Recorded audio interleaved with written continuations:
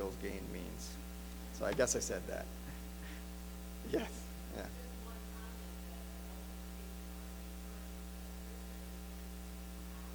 Yep. Yep.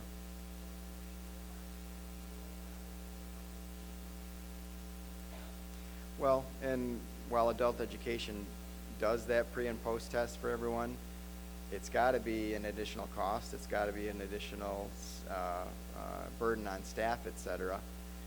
Let me just ask, would that be a reasonable way to achieve a measurable skills gain, that you're pre and post testing everyone every program year, let's say? Adult education does it. Would it be possible to do it for our WIOA participants? Al first.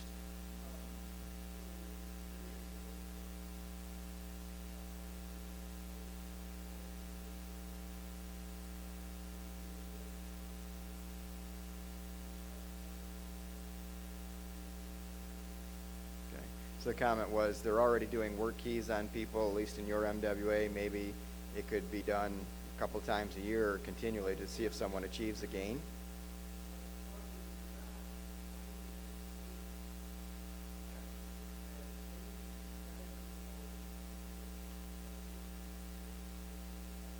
Okay, so maybe work keys is in use and could be used. Bernice?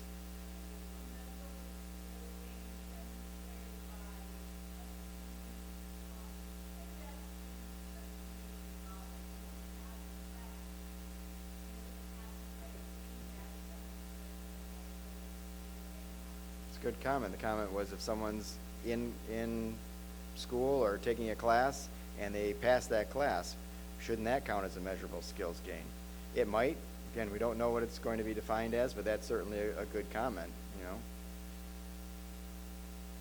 Everyone else will just kind of wait and see what happens then, huh? Okay, another one that I know a lot about is the employer measure. Not sure what the employer measure is going to be. In the act itself, it talks about Department of Education getting together with Department of Labor and figuring out what employer measures we'll have to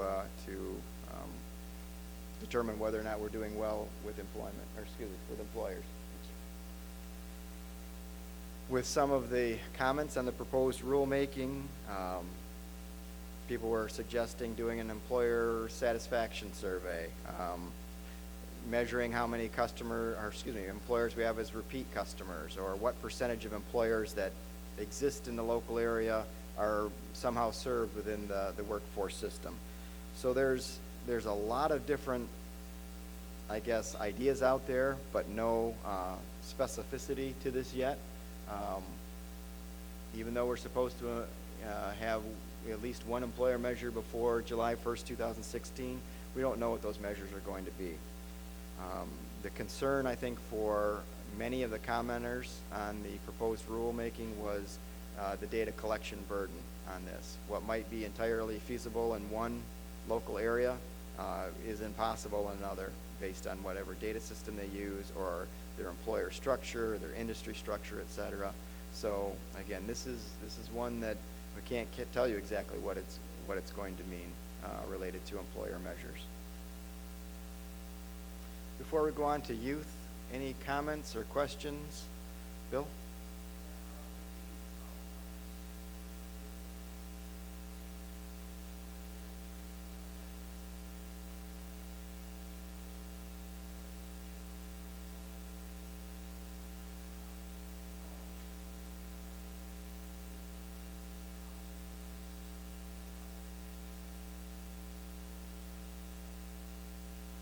So the comment was, under WIA, we look at first, second, and third quarters as being the ones that you would have to collect outcome data for in order to get that supplemental information.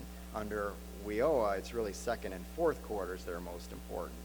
So can the OSMIS system really point you toward the right area for some of those outcome measures? Instead of getting employment for first, second, third, and fourth, maybe we only want to point you to second and fourth quarter. Is that correct? Okay. Anything is possible. We'll take a note and see whether or not that's something that is reasonable. I don't know if from a follow-up standpoint, it's easier to do every quarter, all 4 quarters, or if it's easier just to do the second and fourth. You know, if you wait till second, are you possibly losing that person because, you know, something's changed in that first quarter, where if you did first quarter, you'd have that information. But we'll make a note of it, Bill, see if that's a possibility. So it kind of boils down to why collect the data if it's not being used in any way. Okay? It's the government. We collect all sorts of stuff. Okay, for youth, they have measures that are similar, yet a little bit different than the adults and dislocated workers. They do have an entered employment rate. It does look at people who are in education and training activities or in employment during that second quarter after exit. So again, like Bill mentioned, we're really moving from first quarter to, first quarter and third quarter to the second and fourth quarter.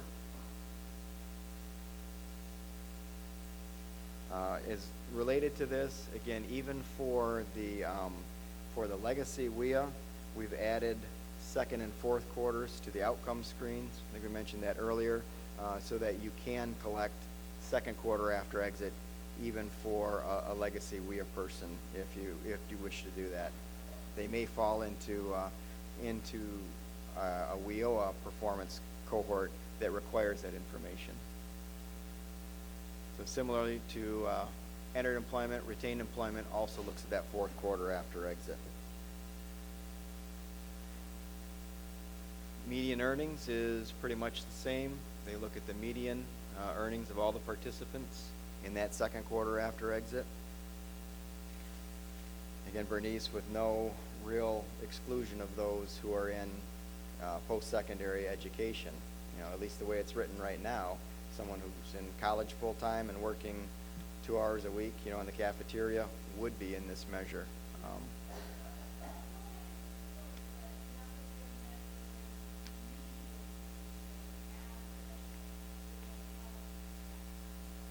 Yeah, because that person making, you know, $100 for the quarter is only going to count. They're only going to count as one person below the median instead of really skewing your average. Okay, they have a credential rate as well. It's pretty similar to the adult in that it's people who receive a a secondary diploma or some other sort of recognized credential during participation or within 1 year of participation. Similar to the adults and dislocated workers, where if their credential is the high school diploma, they have to be employed or in post-secondary training that leads to a post-secondary credential in order for that high school diploma or GED to count as a credential. And just like adults and dislocated worker, this isn't just youth who are in training, it's all youth.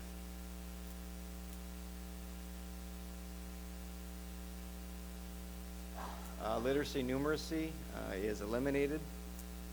Michigan, although we calculated it, never really did any sort of technical assistance or stressed the need to do continued post-testing on people.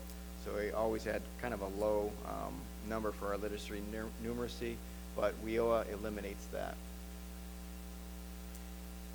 And then the skills gain.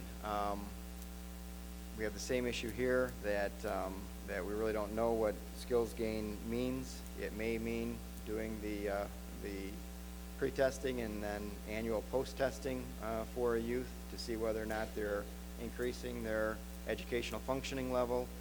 It may end up being something like a work keys or whatever. But again, we need more information and direction from USDOL on this in order to really tell you how this is going to be measured.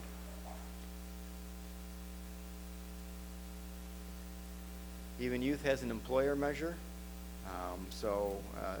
As in adults and dislocated workers, that remains to be determined for really what is going to be counted and how we're going to collect that information in the data system. One of the last things I wanted to do is refer to the reporting periods and kind of point out something here. So this is for program year 15, and this is our different quarters for reporting to the federal government. Really, I want to take a look at our annual reporting period, or fourth quarter. So someone would be in the employment rate and credential rate if they exited between October 1st of 14 and September 30th of 15. So let's say you had a WIOA participant who registered on July 1st and exited on September 30th.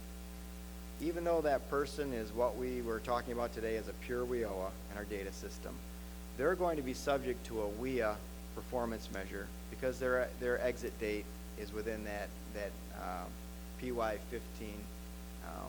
reporting group. So the point being here is you really have to look at the exit periods for performance, knowing what exit periods are covered in the different performance cohorts is really important to know whether or not this person is going to be subject to first quarter after exit, or second quarter after exit, or fourth quarter after exit for employment, for median earnings, for average earnings, that type of thing. Another one that's real apparent is kind of a crossover is the skill attainment rate and diploma rate. So you have a youth who was registered July of 2015, or a youth that was registered March 31st of 16. They're going to be subject to the WIA skills attainment measures. So entering the goals, achieving the goals, etc., will continue to be a requirement even for WIOA youth, whether they're in school or out of school, during program year 15.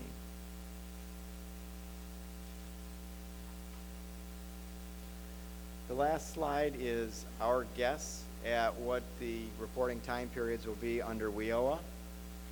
The orange color there is what we think is going to be the reporting or exit periods included in the PY16 performance reports. One thing I did want to point out is the employment and retention rate.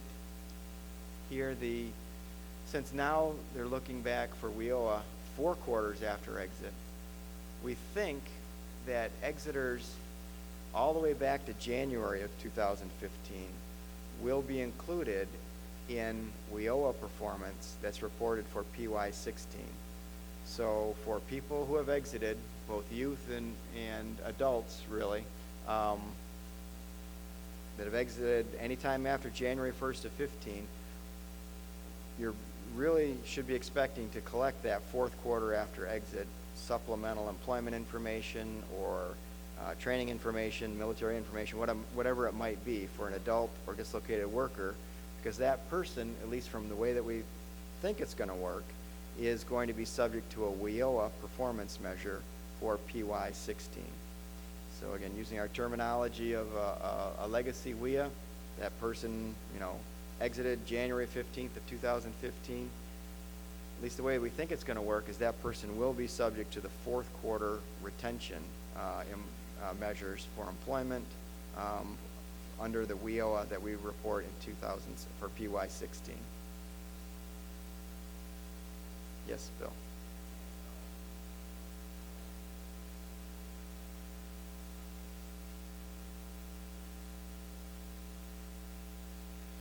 Good point. Yeah, Bill's comment was if you've got an adult or dislocated worker, for instance, that exits in July of 2015, they're going to be reported under the measure for WIA and for WIOA. So in PY15, they'll be subject to the WIA measures. PY16, they'll be subject to the WIOA measures for that same exiter. So included in really both reports. Make sure they're good ones. Yeah.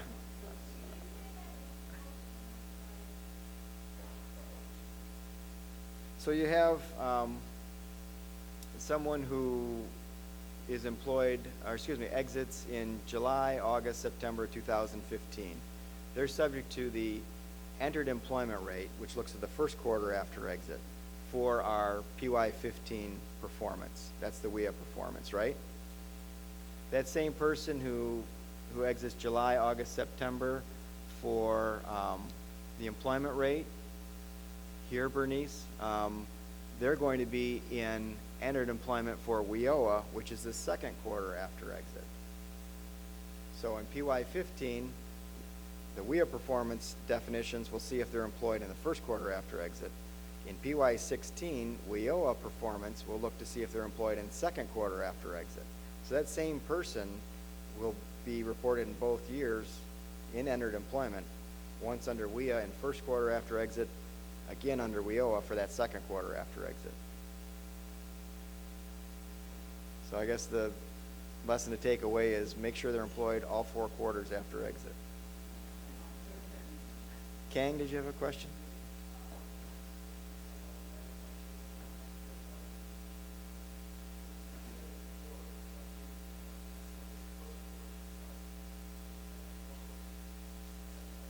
Okay. The question was, if for entered employment, even for employment retention, if we're looking to see if they're employed in the second quarter after exit, do they also have to have been employed in first quarter after exit? And the way it's written right now, no. We're just looking at second quarter. So if that person exits, they're not employed in first quarter under the PY16 WIOA measure, but they are employed in the second quarter after exit,